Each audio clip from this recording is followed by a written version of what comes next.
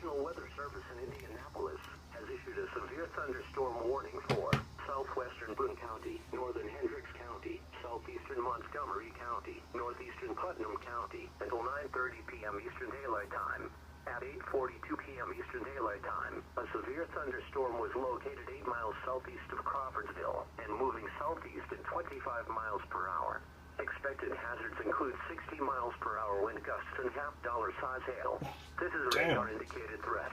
The following impacts are expected. Hail damage to vehicles is expected. Expect wind damage to roofs, siding and trees.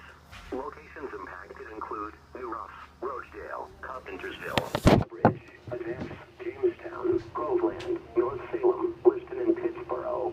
This includes Interstate 74 between mile markers 37 and 64. Remain alert for a possible tornado. From severe thunderstorms.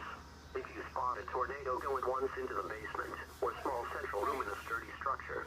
For your protection, move to an interior room on the lowest floor of a building. Repeating, a severe thunderstorm warning has been issued until 9:30 p.m. Eastern Daylight Time for the following counties in Indiana: Boone, Hendricks, Montgomery, and Putnam.